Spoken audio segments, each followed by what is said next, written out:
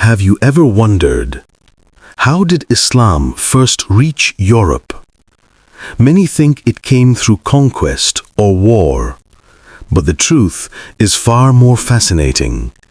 It arrived through faith, through courage, through the power of ideas. More than 1300 years ago, a few men, guided by faith and vision, crossed deserts, seas, and mountains, carrying not gold or weapons, but the message of truth. This is their story.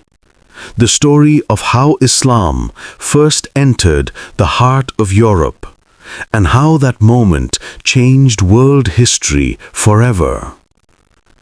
In the early 7th century, in the deserts of Arabia, a voice began to echo.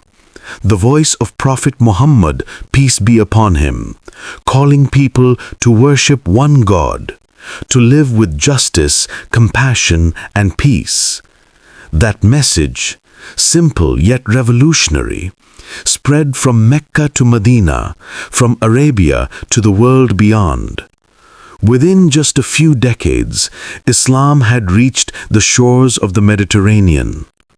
Muslim armies and traders traveled through Egypt, Libya, Tunisia, and Morocco. But they weren't only soldiers, they were teachers, scholars, and merchants. They built mosques, schools, and marketplaces. They inspired hearts wherever they went. And across the narrow sea called the Strait of Gibraltar lay a land that would soon witness a turning point in human history: Europe. The year was 711 CE.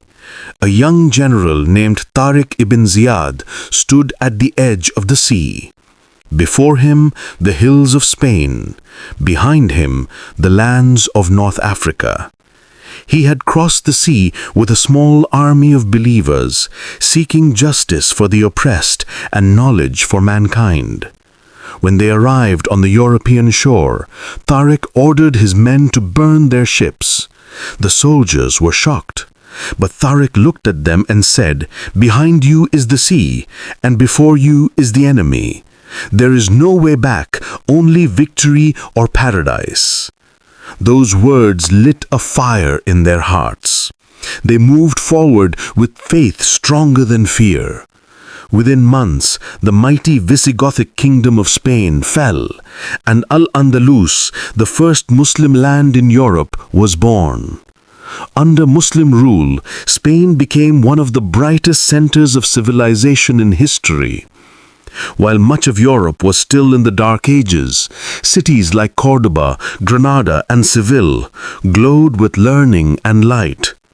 Córdoba alone had over 70 libraries, 300 public baths, and hundreds of schools. The streets were paved and lit, something unseen anywhere else in Europe. Muslim scholars preserved the works of Aristotle and Plato, translated them into Arabic and later into Latin, allowing Europe to rediscover its own heritage. Mathematics, astronomy, chemistry, medicine all flourished under Islamic inspiration. Names like Ibn Sina, Al-Zahrawi, and Ibn Rushd became bridges connecting the Islamic world with Europe's future Renaissance. But beyond knowledge, there was harmony. Muslims, Christians, and Jews lived together, sharing ideas, music, and culture.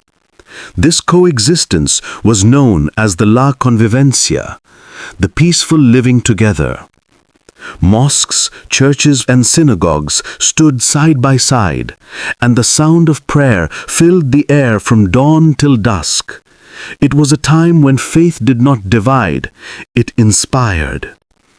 From Spain, the message of Islam continued to travel. Through the Mediterranean Sea, it reached Sicily and southern Italy. For a time, the city of Palermo became a place where Arabic was spoken in markets and universities. Muslim architects built gardens, bridges, and observatories. Their designs influenced European castles and cathedrals for centuries. Meanwhile, trade routes carried Islam to France, Switzerland, and even Germany. Although political power shifted and Muslim rule in Spain eventually ended in 1492, the ideas, science, and spirit of Islam had already taken root in Europe's heart. While Muslim Spain was fading in the west, a new power was rising in the east, the Ottoman Empire.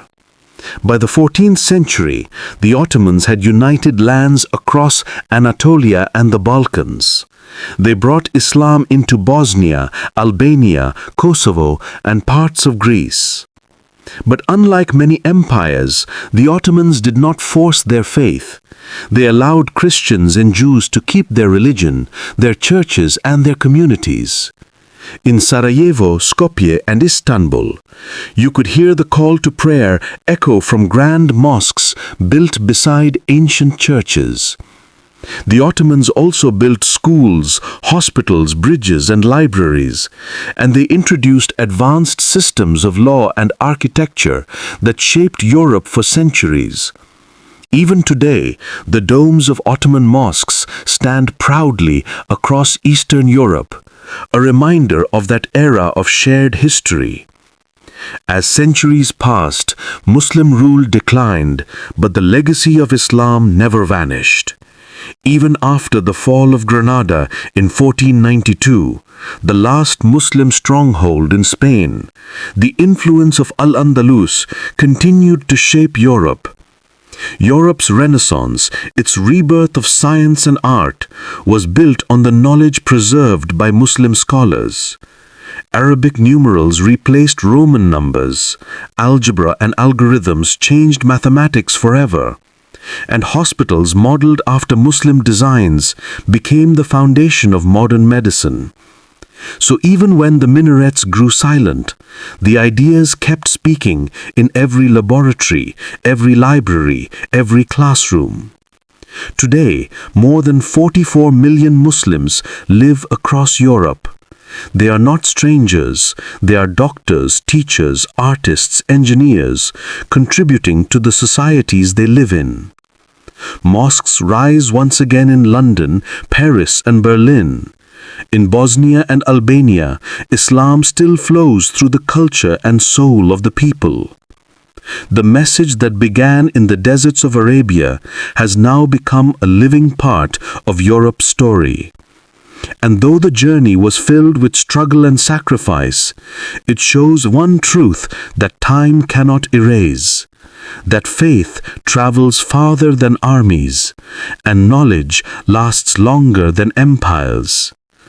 So the next time you walk through the ancient streets of Córdoba, or hear the adhan echo across Sarajevo, remember this: Islam didn't just reach Europe, it inspired Europe.